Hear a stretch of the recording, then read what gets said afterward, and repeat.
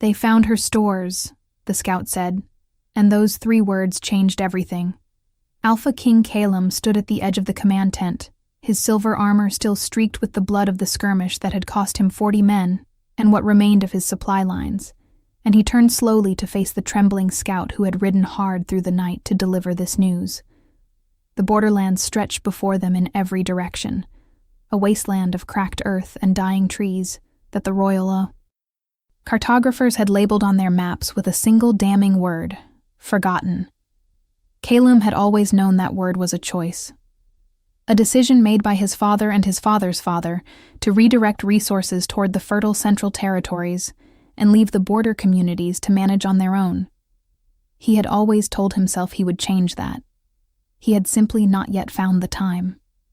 Now, standing in the middle of a military disaster with 3,000 warriors facing starvation within days and a rival Alpha's siege cutting off every supply route back to the capital, he understood that time had run out long before he noticed it was passing.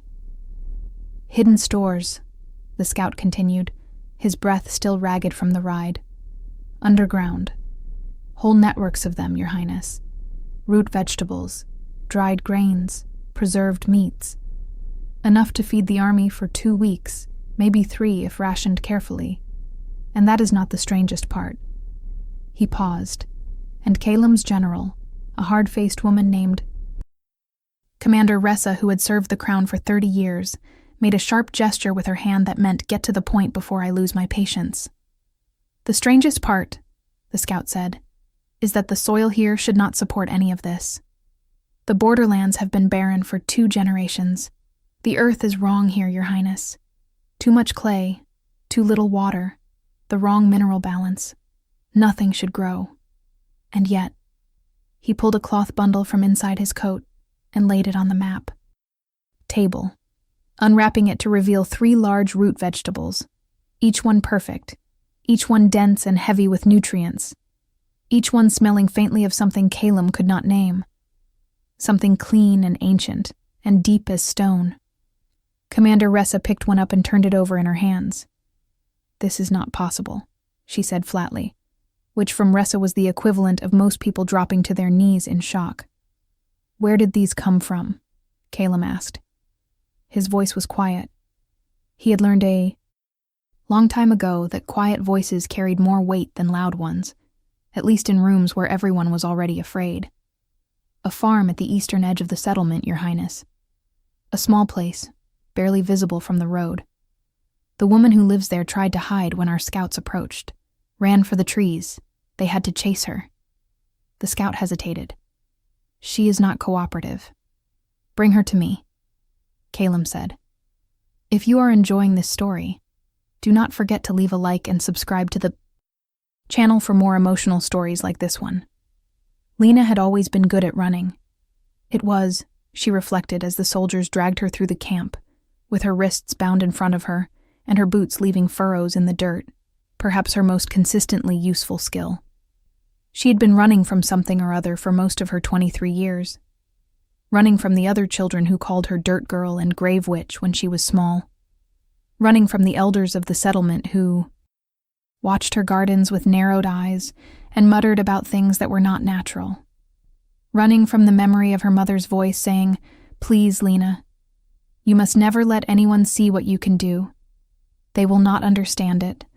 They will fear it, and fear always turns to cruelty in the end."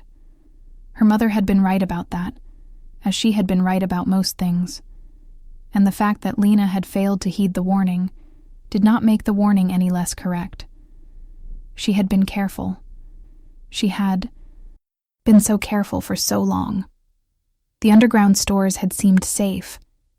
She had built them over 5 years, filling them slowly, disguising the tunnel entrances beneath old root structures and fallen trees, feeding her neighbors quietly and without explanation, letting people believe the food came from distant traders rather than from her hands and her secret and the strange, warm conversation she had always been able to hold with the earth beneath her feet. But 3,000 soldiers had apparently found the tunnels anyway, and now she was being hauled through the largest military encampment she had ever seen, and the soldiers around her smelled of blood and exhaustion, and the particular grim desperation of people who have been told that their options are very limited. And Lena understood with a clarity that was almost peaceful that this was the moment her mother had always warned her about, the moment when the fear arrived. She held her head up as they walked her through the camp. She would not give them the satisfaction of seeing her cringe. She had learned that much, at least, from years of being underestimated. The command tent was larger than Lena's entire house. That was the first thing she noticed. The second thing she noticed was the man standing at the map table, and her feet stumbled slightly because she had not expected him to look like that. She was not sure what she had expected. Cruelty, perhaps, or the casual indifference of someone who considered the border territories an inconvenience rather than a home. She had heard stories about Alpha King Caum. Everyone in the Borderlands had heard stories. He was said to be cold, brilliant, ruthless in battle and politics alike, a man who had consolidated more power in 5 years of rule than his father had managed in 30. She had imagined someone older, harder, more visibly calculating. Instead, she found a man who was perhaps 30 years old at most, tall and broad-shouldered in the way of all. Like in royalty, with dark hair pushed back from a face that was striking rather than handsome, all strong lines and controlled expression, and eyes the color of storm clouds that were looking at her right now, with an attention so focused it felt like pressure against her skin. She straightened her spine and lifted her chin, and met that gaze directly because she was Lena of the eastern Borderlands, and she had been looking men in the eye since she was 12 years old, no matter who they were. "You ran from my scouts," the king said. "Your scouts arrived with weapons drawn," Lena replied. Running seemed sensible. Something shifted in his expression. Not quite a smile. Something more controlled than that, but adjacent to it. "What is your name?" "Lena. My father was called Aldrin. He farmed this land until he died, and I have farmed it since. The soil here cannot support the stores we found," Commander Ressa said from the king's right side, her voice carrying a particular weight that suggested this was a statement designed to provoke rather than inform. "Which means either you have been trading with outside sources, which in the Borderlands would require resources you clearly do not have, or something else has been happening on that land. Something that should not be possible." Lena looked at the commander for a long moment. She thought about her mother's voice. She thought about the years of careful hiding, the early mornings when she would press her palms to the earth and feel it respond to her like a living thing learning to trust. The quiet satisfaction of seeing her neighbors fed when the official supply routes had once again failed to deliver. She thought about the fact that she was currently standing in a military camp with her wrists bound while an army prepared to take everything she had built. "I worked hard," she said. "My father taught me methods that others do not use. I am good at what I do." "That is not an answer," Commander Ressa said. "It is the only answer I have for you," Lena said calmly. The king was still watching her. That focused gaze had not moved from her face since she entered the tent, and Lena found it difficult to understand what it meant. Nobles usually looked through people like her. People from the Borderlands. People with rough hands and plain clothes, and no family name worth mentioning. People who occupied the lowest possible rung of pack society. The ones close to Omega in status though not formally designated. The ones who existed in the spaces between the hierarchies that the powerful spent so much time constructing. She was accustomed to invisibility. This was something else entirely. "Your stores will feed my army," Caum said. It was not a question. "I noticed that your army was already in the process of taking them," Lena said. "Yes." He did not apologize for this. She had not expected him to. "I will compensate you fairly. I will also need you to tell me where the other stores are. My scouts found one network. I do not believe it is the only one." Lena felt the careful architecture of 5 years of quiet work trembling under the weight of this conversation. "There are people in this settlement who depend on those stores," she said. They have depended on them for years because the official supply routes have not reached us in a very long time. If you take everything, they will starve this winter." "I am aware," Caum said, and something in his voice shifted when he said those two words. Something that sounded unexpectedly like guilt. "I will replace what my army uses. You have my word as Alpha King." "With respect, Your Highness," Lena said, "the word of the Alpha King has not reached the eastern Borderlands before. I am not certain how much weight to give it." The silence that followed was the particular kind of silence that happens when someone says something true, in a room where truth is not particularly comfortable. Commander Ressa made a sharp sound that might have been surprise or might have been suppressed laughter. The king's storm-gray eyes had not left Lena's face, and she held his gaze and did not look away, because she was telling the truth, and she had learned that people who are telling the truth do not need to look at the floor. "You are right," Caum said quietly, "and I cannot argue with you. So instead I will offer you something better than a word. I will offer you a choice. Help me understand what you have done with this land. Help me feed my army through the siege, and I will stay. I will not leave when the military situation resolves. I will personally oversee the restoration of the Borderlands supply routes, and I will do it with whatever resources are required to make it last." He paused. "Or you can refuse, and my army will take what it needs regardless, and I will leave when the siege is over, and things will continue as they have been. I am not asking for the information because I need it. I am asking because I want to do this correctly, and I cannot do it correctly without your help." Lena stared at him. She had prepared herself for many things: threats, demands, casual dismissal. She had not prepared herself for honesty. It was, she thought with a distant kind of wonder, a deeply unfair tactic. "I need to think about it," she said. "You have until morning," Commander Ressa said. "I will need until morning," Lena agreed, and meant it in a different sense entirely. She was given a tent of her own, which surprised her. She had expected a cell, or at minimum a corner of the medical tent, where someone could watch her. Instead, she was shown to a small but clean space at the edge of the officer encampment, with a cot and a lantern, and a bowl of something warm that smelled like actual food, rather than the desperation stew she had been eating for the past 2 weeks. A soldier was posted outside. She understood this was as much to keep her in as to keep others out. But the consideration was there, and she found herself noticing it in the way she noticed all small things, which was to say, with the attention of someone who had learned that small things were frequently the ones that mattered most. She sat on the edge of the cot and pressed her hands flat against the ground through the tent floor and felt the earth breathe beneath her palms. This was what she always did when she needed to think. The land had been her constant when nothing else had been, and even here, in the middle of a military camp on ground that had been churned up by thousands of boots and the hooves of cavalry horses, she could feel the deep, slow heartbeat of it, the patient mineral consciousness that had no opinions about kings or sieges or the politics of werewolf hierarchies, only the long memory of rain and root and stone. She thought about what the king had said.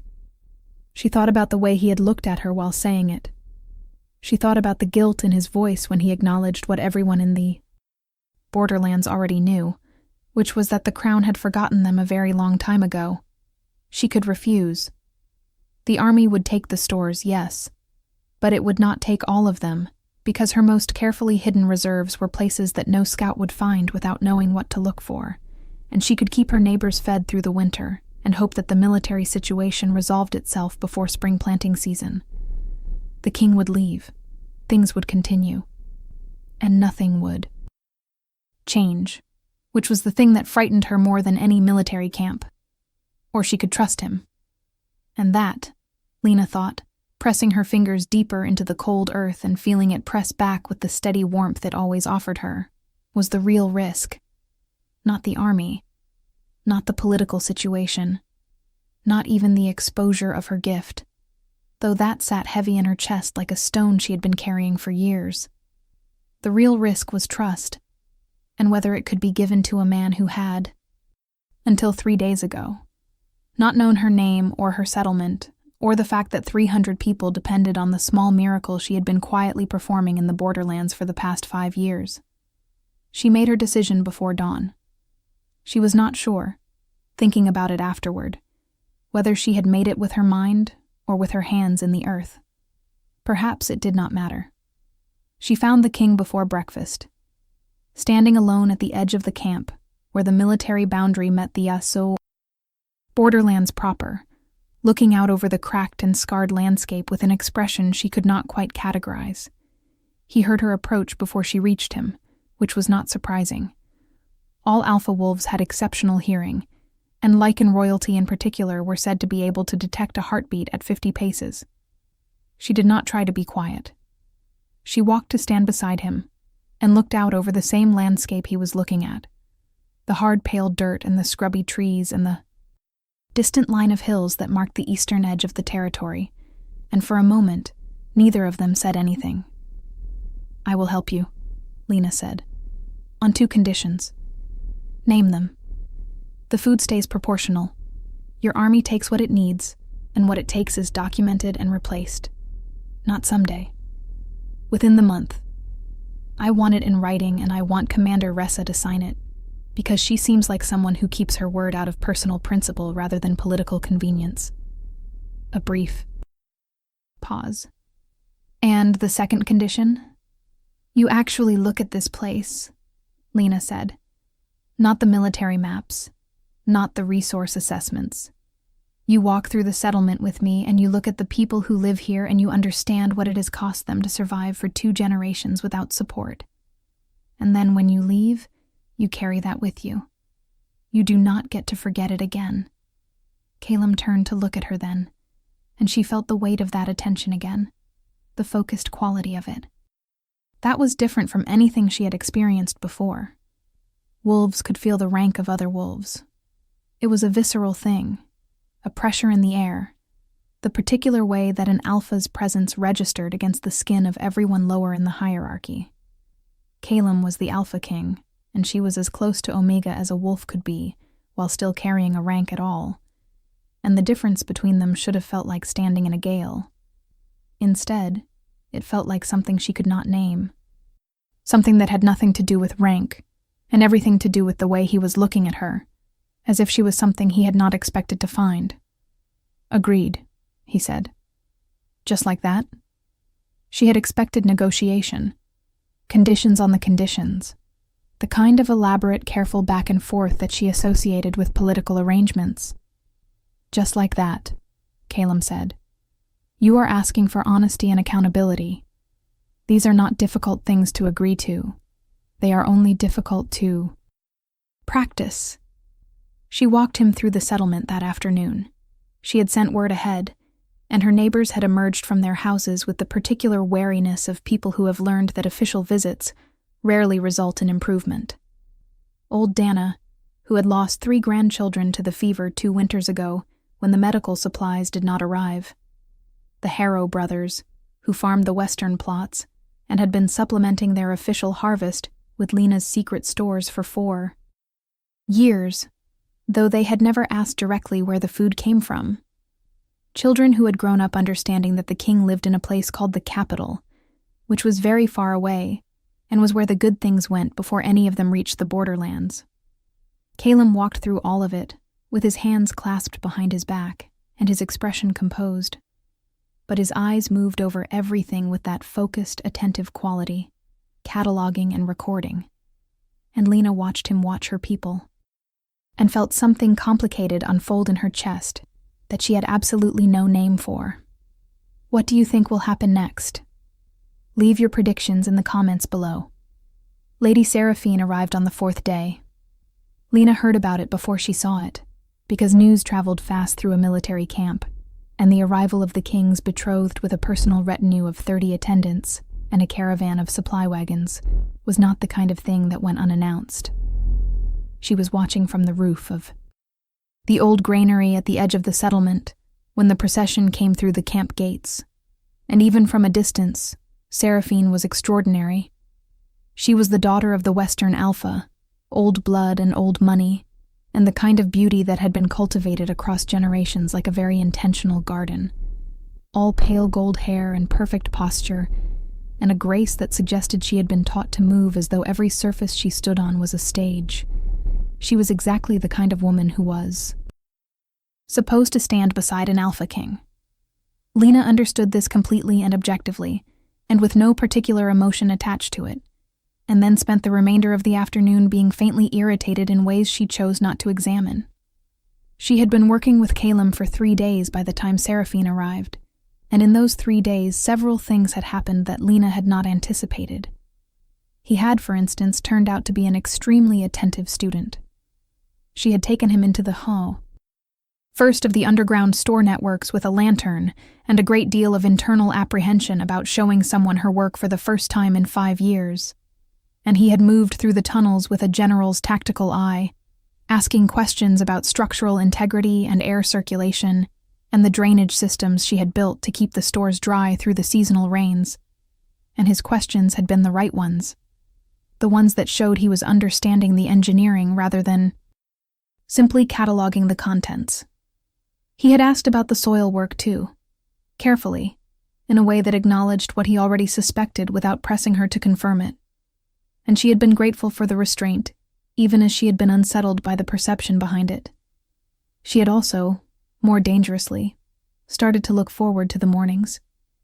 There was a particular quality to the time just after dawn in the Borderlands, when the light came over the eastern hills at an angle that turned even the hard pale dirt briefly golden, and she had always spent those hours alone in her fields because that was when the earth was most communicative, still cool from the night and not yet shut down by the heat of the day.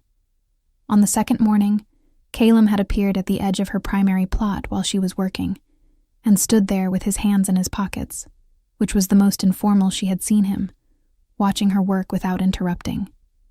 On the third morning he had arrived earlier and brought 2 cups of something hot from the camp kitchens, setting one on the fence post nearest to where she was working, and they had drunk in silence for a while and then talked.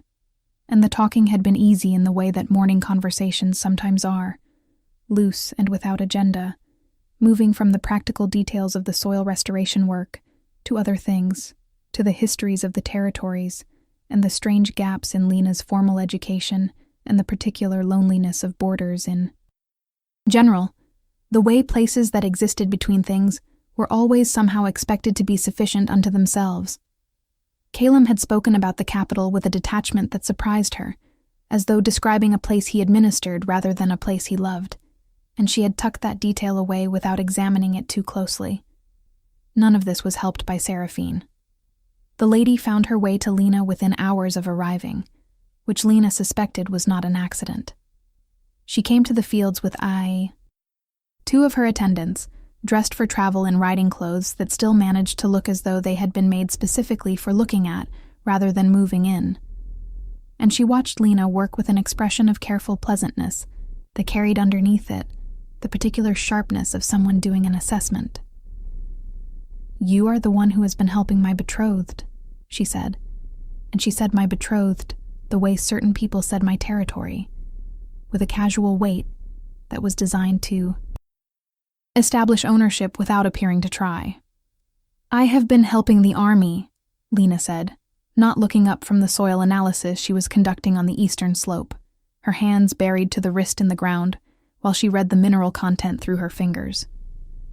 "The fact that the king is attached to the army is incidental." "How modest," Saraphene said. There was something in her voice that was almost admiration and entirely something else. "Caum speaks highly of you." Lena did look up. At that, because she could not quite control the reflex. Saraphene was watching her with bright, intelligent eyes, and that pleasant expression that did not quite reach them. And Lena understood with sudden clarity that this woman was considerably more formidable than she had allowed herself to consider. "He is generous," Lena said. "He is perceptive," Saraphene said, which was subtly different. "He does not speak highly of things that do not deserve it. It is one of the qualities I have always appreciated in him." She paused, looking over the fields, with a gaze that was almost as attentive as Caum's, though calibrated differently. "These lands are extraordinary," she said, and this at least seemed entirely genuine. "What you have done here is extraordinary. You should not be hiding in the Borderlands." "I am not hiding," Lena said. "I am home." Saraphene looked at her for a long moment, and something passed through her expression that Lena could not quite read. "Yes," she said, quietly. "I can see that." She paused again. "Be careful, Lena of the eastern Borderlands," she said. "The people who draw maps are always surprised when the territories on the edges of the map turn out to have centers of gravity." And then she walked away with her attendants, and Lena sat in the dirt with her hands in the earth and tried to understand what had just happened. The conversation with the council came on the 5th day, which was also the day the siege pressure began to ease for the first time since Caum's army had arrived in the Borderlands. Lena gathered from the general relief moving through the camp that something had shifted in the military situation. Some intelligence gained or supply route opened that suggested the worst of the crisis might be managed. She heard this news with the part of her mind that was tracking external events and filed it under the category of things that would affect her in ways she could not yet predict, because she had learned a long time ago that when armies stopped needing things, the terms of agreements tended to shift. The council was 4 men and a woman, all of them advisors to the crown, all of them having arrived with Saraphene's caravan. They met with her in the command tent, without Caum, which she noted immediately, and which she suspected was intentional. The woman, whose name was Advisor Marin, and who had the particular clipped efficiency of someone who considered directness a virtue, laid out the situation without preamble. The Crown had an interest in Lena's methods. The Crown wished to understand the source of her ability to produce food from land that should not support it. The Crown was prepared to offer her a position at the capital, with resources and a formal title and the opportunity to apply her methods to the restoration of multiple territories that had suffered similar deterioration. The Crown was also prepared, if she was unwilling, to conduct a more formal inquiry into her activities, which would involve a full investigation of her methods and their origins, and which would be conducted according to the laws governing unregistered supernatural abilities. Lena sat with her hands folded in her lap and felt very calm. This was, she thought, the part her mother had always warned her about. Not the fear exactly, but the institutional version of it, the way power dressed itself in procedure and law and made the threat sound like an offer. "I do not have unregistered supernatural abilities," she said.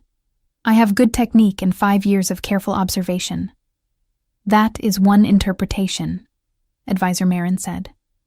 "It is the only interpretation I am prepared to discuss with the Crown's advisors," Lena said. "If the king wishes to discuss the matter directly, I am available for that conversation." The council exchanged glances. She watched them do it and did not fill the silence. She went looking for Caum afterward and found him in his tent, going over military maps with Commander Ressa. Both of them bent over a table covered in papers and talking in low voices with the focused shorthand of people who had worked together long enough to communicate in half sentences. Ressa looked up when Lena entered, and her expression was not quite readable, which from Ressa Lena had begun to understand meant something like respect. Caum looked up a moment later, and his gaze moved over her face with that focused attention, and then sharpened slightly, the way a wolf's hearing sharpens toward a particular sound. "What happened?" he asked. "Your advisors came to see me," she said. "Without you." Something moved through his expression that was unmistakably anger, though it was the controlled kind, the kind that sat beneath the surface rather than breaking through it. He said nothing to her immediately, turning instead to Commander Ressa and saying something in a low voice that Lena did not catch, to which Ressa nodded once and left the tent. Then he turned back to Lena and said, "Tell me exactly what they said." She told him. She told him all of it, the offer and the implied threat, and the careful way it had been framed to sound like concern rather than coercion. And she watched his face while she spoke, and saw the anger become something harder and more settled, the kind of emotion that does not dissipate, but instead becomes a decision. "I am sorry," he said when she finished. "That was not authorized. I had asked them to wait. Why were they coming at all?" Lena asked. He was quiet for a moment. She had noticed that he did this, took the time to find the accurate answer rather than the convenient one, and she had come to expect it as a characteristic rather than a strategy. "Because what you can do is extraordinary," he said finally, "and the people around me are trained to see extraordinary things as resources to be acquired or threats to be neutralized. I am still working on training them out of it."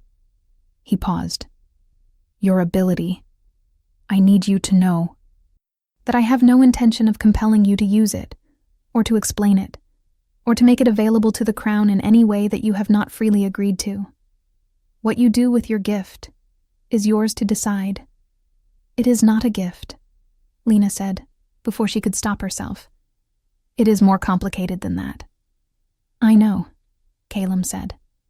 And then, very carefully, "I know more about ancient bloodlines than my advisors understand. The founders of the werewolf kingdoms did not simply claim territory. They were bound to it. The earth recognized them and responded to them, and they to it. And that was the source of a pack's health, the old health.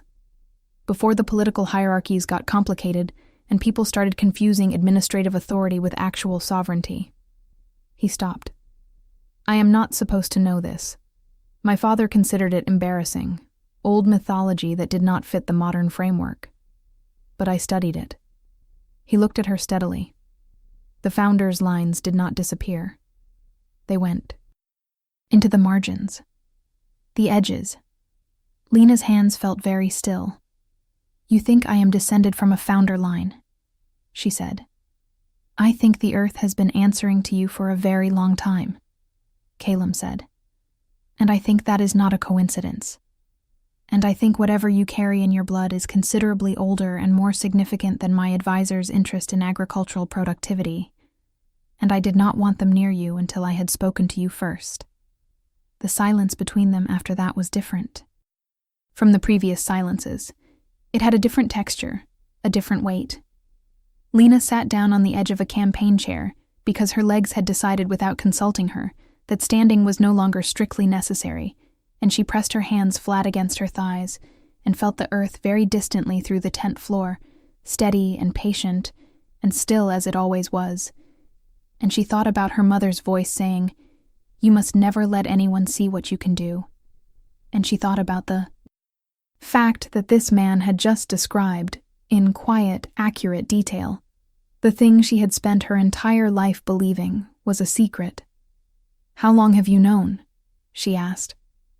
"I suspected when I saw the roots," he said. "The ones my scout brought back. No ordinary cultivation technique produces that.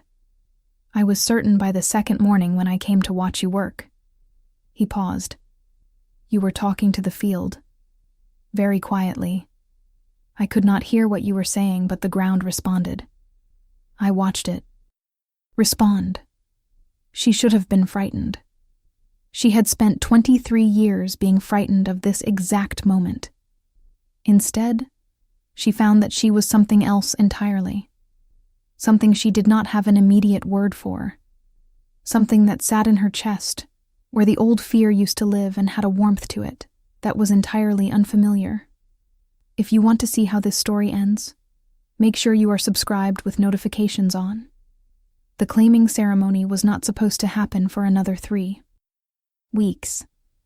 It was the central ritual of the military campaign, the formal acknowledgement of the territories that fell under the Alpha King's protection, and in the context of the Borderlands campaign, it was supposed to be a political event, a statement to the rival faction that the king was committed to defending his borders. Lena had been told about it in passing, and had understood it as something that happened around her, rather than to her. She had been wrong. She learned this on the 8th day, when Commander Ressa came to find her in the fields and said, with the particular direct economy that Lena had come to associate with the commander's version of compassion, There is a situation involving the ceremony. I think you should know about it before it becomes a surprise." She told Lena about the tradition that governed claiming ceremonies, which was old and rooted in the same mythology that Caum had described in his tent. The understanding that territory claimed by a king was claimed, not just militarily but spiritually, and that in territories with active founder bloodlines, the ceremony required the acknowledgement of the bloodline holder. Saraphene's father, the Western Alpha, had apparently done some very thorough genealogical research since arriving in the camp, research that had been commissioned the moment the impossible harvest stores became public knowledge, and the research had returned results that the Western Alpha considered deeply inconvenient, and Lena considered more than slightly terrifying. "My bloodline," Lena said. She said it very steadily. "The research suggests it is the original Borderlands founder line," Ressa said. "Unbroken. Going back 6 generations to before the current territorial divisions. Which means that any claiming ceremony conducted in this territory requires your participation to be valid." She paused. "And that any alliance formed with this territory carries the implication of an alliance with the bloodline holder." Another pause. This one with more weight behind it. "Which is why the Western Alpha is currently in Caum's tent, arguing very loudly that the entire situation should be handled differently. He means Saraphene should be in my place," Lena said. "He means his family's alliance with the crown was negotiated without knowledge of this complication," Ressa said carefully. "He considers it a breach." She looked at Lena with eyes that had seen 30 years of royal politics and appeared to have made a personal peace with most of it. "I am telling you this because the king asked me to tell you before you walked into it blind. He is managing the political situation. But he wanted you to have the information." Lena went to find Caum. She found him outside the tent, not inside it, standing a deliberate distance from the argument that was apparently ongoing within. And he turned when he heard her coming with a look on his face that was difficult to catalog. There was something in it that she had seen in pieces over the previous days, the careful focused attention, the quality of his awareness of her that registered differently from the way he was aware of everything else. But it was all assembled now in a single expression that was somehow both composed and completely unguarded. And she stood 3 feet from him and looked at him and felt something that had been very quietly building in her chest for 8 days arrive suddenly and completely in a way that made breathing feel slightly complicated. "You knew," she said, "about the ceremony." "I suspected," he said. "Ressa confirmed it this morning. And the Western Alpha." "Is very upset," Caum said. "He has been very upset since he arrived. I find his upset increasingly irrelevant." He looked at her steadily. "I want you to understand something, Lena. The claiming ceremony, the political implications, the complication of what your bloodline means for the territorial alliance. All of that is real, and all of that is happening. But none of it is the reason I want you to stand with me in that ceremony." She felt very still. "What is the reason?" she asked. "You know what the reason is," he said. "I think you have known it for at least 3 days. I think you have been being careful about it, which is something I have noticed about you, that you are careful with things that matter to you." He took a step toward her, and she held very still, because the alpha pressure of his presence was doing something entirely different now from what it had ever done before. Not pressure at all. Something more like a warmth that pulled rather than pushed. Something that the wolf part of her recognized before the human part caught up. "The mate bond does not care about politics," he said. "I am sorry about that, in the sense that it would be more convenient for everyone if it did. But it does not. It found what it found, and I am not going to pretend otherwise." "You are the Alpha King," Lena said. Her voice was steady. She was rather proud of it. "I am a border farmer with no rank and no family name, and an unregistered supernatural ability that your advisors want to put in a report. I am aware of all of those things." Caum said. I am also aware that you fed 300 people for 5 years without asking for anything. I am aware that you told me the truth about my own failures on the first day we met without flinching. I am aware that you talk to the earth, and the earth talks back, and that whatever ancient power lives in you has been doing the quiet work of keeping this territory alive, while the crown that was supposed to protect it was too busy to notice. He was close enough now that she could feel the warmth that radiated from him, the lichen warmth that was deeper than human body heat, something that came from whatever was at the center of a wolf and reached outward. I noticed, he said. I am not going to stop noticing. Lena looked at him. She thought about running. She was good at running. Then she thought about 8 days of mornings, and the careful way he had held his anger when the council frightened her, and the way he had described her gift not as a resource to be acquired, but as something that belonged to her, and the steadiness of the earth under her hands at 4 a.m, when she had pressed her palms to the ground and felt it breathe, and thought about trust, and whether it could survive the distance between a king and a border farmer. This is not going to be simple, she said. No, he agreed. It is not. The Western Alpha will not accept it easily. The Western Alpha does not get a vote on who I choose, Caum said.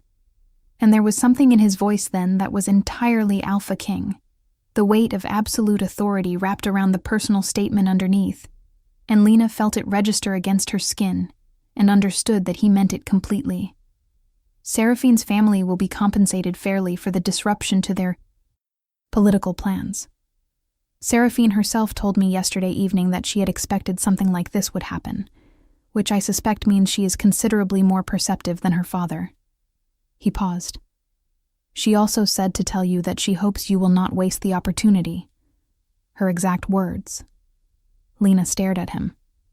She said that. She said that, he confirmed. She also said she intends to conduct all future correspondence with you directly, which I believe means you have somehow acquired Lady Saraphene's respect, which is not a small thing. I have absolutely no idea how that happened, Lena said. You told her the truth, Caum said. She mentioned it. She said you were the first person in the camp who had spoken to her as though she was a person, rather than a political arrangement. Something moved through his expression, quiet and complicated. We have that in common, she and I. The experience of being treated primarily as an arrangement. Lena thought about the way he had spoken about the capital, the detachment in his voice when he described it, the absence of affection.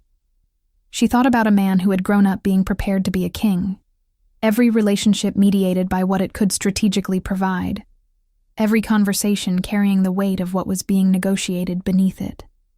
She thought about what it might mean to be looked at, truly looked at, by someone who was only interested in what was actually there. The ceremony, she said. In 3 days. He said. Tell me what it requires of me, she said. All of it. The actual requirements, not the simplified version. He told her. It took a while. She listened to all of it with her hands quiet in her lap, and then she sat with it for a moment, feeling the weight and the shape of it. And then she said, All right. He looked at her. All right, he said. And there was something in his voice that she suspected was not usually there, something that sounded like uncertainty, like a man who had prepared himself for negotiation and found himself on the other side of it unexpectedly quickly. I will need appropriate clothing, she said. I do not own anything suitable for a claiming ceremony. That can be arranged, he said. And I will need someone to explain the full protocol to me in advance because I will not walk into something I do not understand. Of course. And I want Commander Ressa to walk through the security arrangements with me personally, because I do not entirely trust the Council's version of events, and Ressa has not lied to me yet. I will tell her, he said, and the thing in his voice was still there, that quality she did not have a name for, though she was beginning to form one. It sounded something like relief. The particular relief of someone who has been carrying something very heavy for a very long time and has just been offered help with it. Also, Lena said, because she believed in complete honesty and because the earth under the tent floor was doing something warm and insistent that she was not going to be able to ignore much longer. I am aware of the mate bond. I have been aware of it since the second morning. I have been being careful about it. I know, he said. I am going to keep being careful about it, she said. For a while. I would like to understand who you are before I stop being careful. That seems entirely reasonable, Caum said. I would like the same. He paused. Though I should tell you that the bond has apparently decided the question already, as far as it is concerned. The bond can wait, Lena said. The bond has the patience of the earth. He smiled then. It was the first time she had seen him actually smile, not the controlled, almost expression she had catalogued before, but an actual smile, and it changed his face in a way that made her feel slightly unsteady, in a manner she chose not to examine too closely. I suspect you are right, he said. The 3 days before the ceremony passed in, a kind of suspended state that Lena experienced partly as preparation and partly as something else, something that did not have a practical category. She spent her mornings in the fields, which had become a shared time without it ever being formally established as one, and Caum joined her on all 3 mornings with coffee from the camp kitchen, and an increasingly detailed understanding of what she was doing with the soil, the questions becoming more specific and more accurate as his knowledge grew. She found herself explaining things she had never explained to anyone, the way the earth communicated through temperature and texture, and the particular electrical quality of soil that was alive versus soil that had given up, the slow patient work of convincing dead ground to remember that it had once been capable of life. He listened to all of it with the same focused attention he gave everything, and she watched his understanding develop, and felt something loosen in her chest that had been tight for a very long time. The council kept a careful distance. She suspected this was the result of specific instructions. Saraphene's father continued to make his objections known through formal channels, which Lena was told about secondhand, and which she had decided to treat as background noise until they required direct engagement. Saraphene herself came to find her on the second afternoon, not with attendants this time, just alone, and they sat on the fence at the edge of the eastern plot and talked for an hour in the way of 2 people who have each sized the other up and decided the other is worth the effort. Saraphene was, Lena found, considerably more interesting than her first appearance had suggested, sharp and clear-eyed, and carrying her own version of a complicated history with power and expectation, and the management of being desired primarily as an arrangement. They talked about the fields, and about court politics, and about what the Borderlands could become with sustained investment. And at one point, Saraphene said, entirely without bitterness, I always knew he would find someone unexpected. He has always been interested in the edges of things, the margins. I told my father 3 years ago that any woman who wanted to hold Caum's actual attention, rather than just his political cooperation, would have to be someone who existed outside the system he had grown up in. She looked at Lena. I want you to know that my family's political objections are my father's objections, not mine.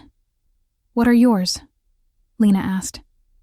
I want it in writing that the Borderlands restoration is fully funded and not contingent on the success or failure of any political arrangement, Saraphene said crisply. My family's territory borders the eastern Borderlands, and we have always borne the cost of border instability more than the central territories understand. If this region is properly restored, the benefits extend beyond whatever romantic or political developments occur. She paused. I also want to be kept informed of your research into founder bloodlines. The Western territories have their own historical complexities in that area, and I believe the information may be relevant. Lena stared at her.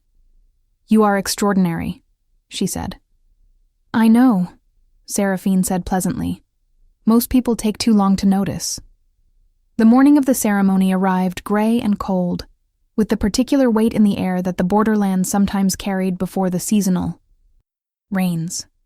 Lena was dressed by two of Saraphene's attendants in clothes that had been brought from the caravan specifically for this purpose. A deep green that was the color of growing things, with silver embroidery at the hem and cuffs that turned out, when she looked closely, to be botanical patterns rather than the military or heraldic patterns she had expected. When she asked about this, one of the attendants told her that Lady Saraphene had selected the pattern herself. Lena spent a moment contemplating that information and then let it settle into the category of things she was grateful for. She was brought to the ceremony circle at the edge of the settlement, where the Borderlands met the first of the forest trees, and she stood at the edge of the circle and felt the earth under her feet respond to her presence in the particular way it always did on significant occasions. A warmth rising through the soles of her feet and up through her legs. A greeting, or perhaps a recognition. The land, knowing who was standing on it and why. The entire army was assembled. 3,000 wolves and their officers. Commander Ressa at the front, with her arms crossed and her expression composed. The advisors in their formal robes looking variously resigned and watchful. The Western Alpha standing at a pointed distance with his jaw set and his face controlled. Saraphene was positioned near the front of the assembly, and when Lena's eyes found her, Saraphene gave a single small nod that said several things at once, most of which resolved to, "I see you and you are ready." Caum was already in the circle. He was in formal armor, the silver and black of the royal lichen line, his alpha rank radiating from him like heat from a fire, and when Lena walked into the circle to stand across from him and their eyes met, the mate bond did something it had been carefully, patiently, steadily not quite doing for the past 10 days, something that was the equivalent of a door she had been holding closed, simply letting go. She felt it move through her like the earth did, like the warmth of soil remembering rain, like roots finding water in the dark. She held still. She breathed. She looked at the man across from her who had spent 10 days earning what the bond already knew, and she thought about trust and what it cost and what it built, and she let the warmth keep coming. The ceremony required her to speak first. This was the founder tradition, the acknowledgement of the land, before the acknowledgement of the king, and she understood it now in a way she had only understood intellectually before. She knelt and pressed both palms flat to the earth of the circle, the way she had done 10,000 times alone in her fields, and she felt the response come immediately, the deep, warm greeting, and she spoke the words that had been given to her by Commander Ressa's research into the original ritual, the words in the old tongue that predated the current territorial system by 600 years, the words that said, "I am still here, and this land knows me, and I speak for what has been kept alive here." Something happened when she said those words. She felt it happen. The earth under her hands warmed suddenly and intensely, and a sound moved through the assembly that was not quite a sound, more a vibration, a feeling that registered in the chest rather than the ears. And she looked up from her palms and saw that the ground around the ceremony circle was doing something it had never done before. Green was pushing through the cracked pale dirt. Not a metaphor, not a symbol, but actual new growth, thin and bright, and determinedly alive. A ring of it spreading outward from where her palms touched the earth, moving through the circle and past it into the surrounding ground. The land waking up in real time in front of 3,000 witnesses. She heard the sound from the assembled wolves, and it was the sound of people encountering something ancient, something that bypassed the rational mind entirely and spoke to the part of them that was older than language. She heard the Western Alpha make a sound that was entirely stripped of political calculation, just shock, pure and unguarded. She heard Commander Ressa say something very quiet that might have been finally in a voice that suggested it had been a long time coming. Caum stepped forward and offered her his hand, and she took it and rose, and the warmth of his skin against hers was the mate bond. Completing a circuit it had been patient about for 10 days, and the earth continued to green around them. And she stood in the ceremony circle with the Alpha King's hand in hers, and felt the territory breathe. I claim this land as under my protection, Caum said, his alpha voice carrying across the assembled army with the absolute authority of someone stating a fact, rather than making a declaration. And I acknowledge the bloodline that kept it alive when the crown forgot it. This oversight will not continue. He paused, and his thumb moved once across the back of her hand, and she felt it everywhere. All resources allocated to the Borderlands restoration are effective immediately, binding, and not subject to political negotiation. He looked at the Western Alpha when he said this, which Lena suspected was intentional. This territory is no longer forgotten. I will remain here through the restoration's initial phase personally, and I will return at intervals until I am satisfied with the progress. Another pause. Any advisor who attempts to conduct unauthorized negotiations with the bloodline holder of this or any territory will find their position significantly reconsidered. The assembly was very quiet. The green kept growing. Lena looked at the man beside her and thought about the scout arriving with 3 root vegetables and 3 words that had changed everything. And she thought about running and about morning coffee and about the way trust felt different from what she had expected it to feel like, less like a decision and more like a door she had already been standing in front of for a long time, waiting for someone worth opening it for. She thought about her mother's voice saying they will not understand, and she thought about the way the earth under her feet was speaking directly to the question her mother had never been able to answer, which was what happened if someone did. "Your Highness," she said, very quietly, just for him. "Lena," he said. Just her name, the same way. "The restoration plan," she said. "I have thoughts." He almost smiled, and it was better than almost. "I know," he said. "I have been waiting for you to tell me. It is going to require a significant investment of time. I am aware. And sustained presence," she said. "You cannot administer a recovery from a distance. The land requires attention. I intend to give it attention," he said. And the way he said it was not entirely about the land, which she understood, and which she chose to receive in the steady way she received everything that came from the direction of ancient and patient things. "I intend to give everything here my full attention, for as long as it requires." The green had reached the edge of the settlement by then, bright and insistent and entirely new, pushing through ground that had been given up on for 2 generations and finding that it had not, in fact, given up. The army was watching. Saraphene was watching with eyes that had a brightness in them that was not quite composed.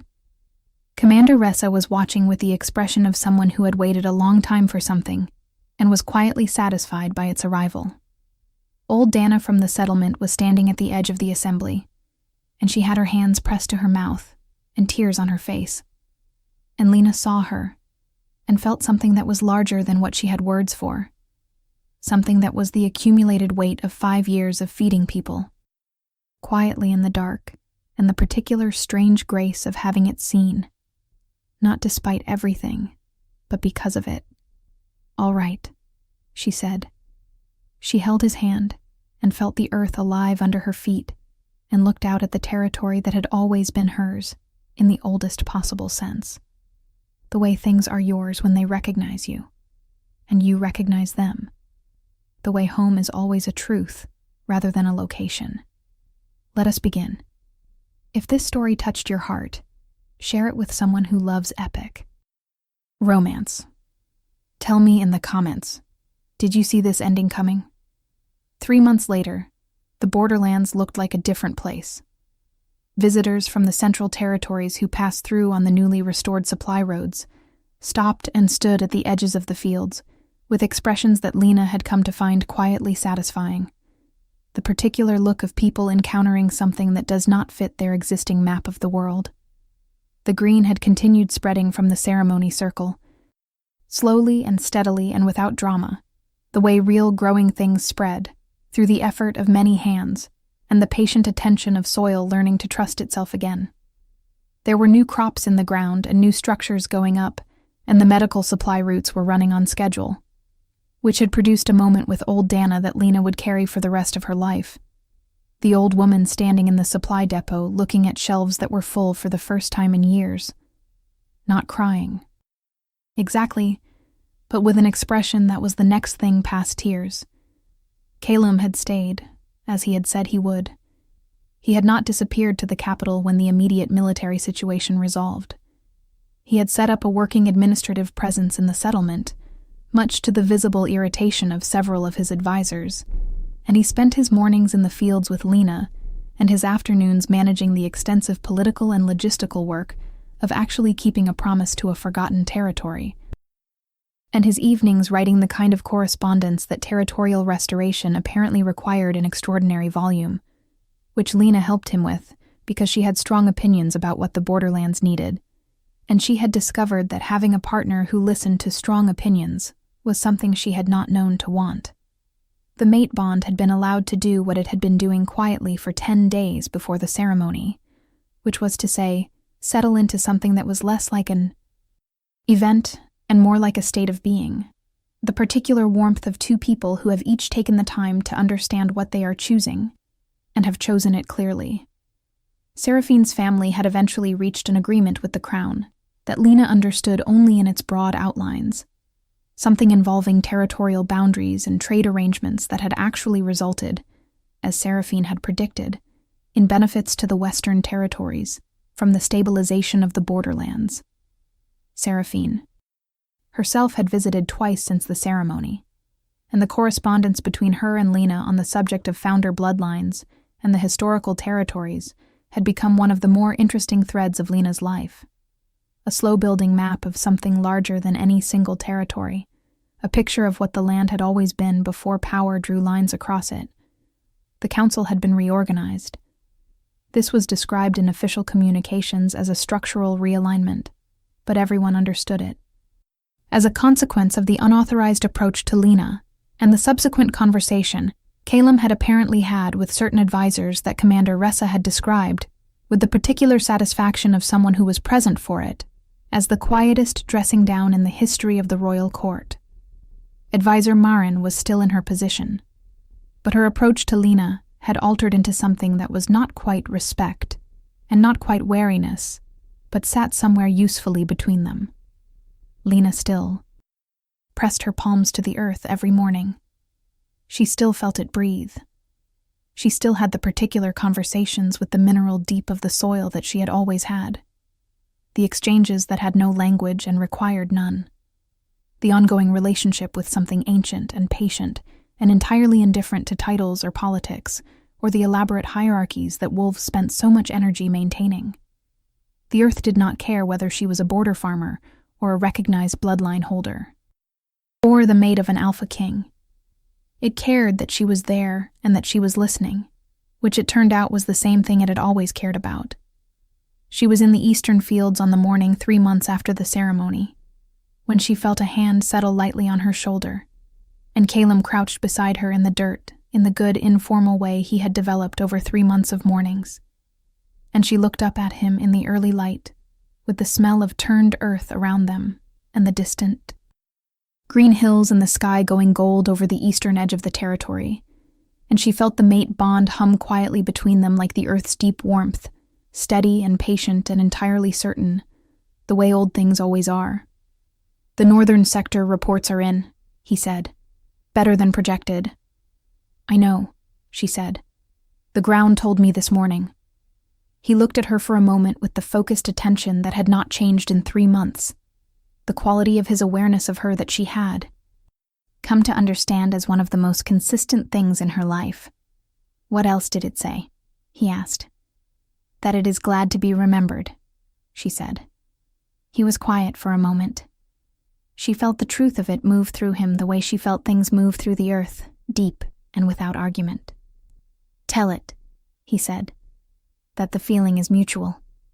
She pressed her palms deeper into the morning soil and felt it rise to meet her, warm and alive and entirely awake. And she thought that this was what her mother had not been able to tell her, the thing that came after the fear and after the hiding and after the long patient years of feeding people in secret and hoping the world would someday be different. This was what waited on the other side of being seen. Not the end of the work, but the beginning of doing the work alongside someone. The territory restored and the bond settled and the green growing where the gray had been. The land and the woman and the king all choosing each other in the oldest possible sense, the way things that belong together find their way to the same ground and grow.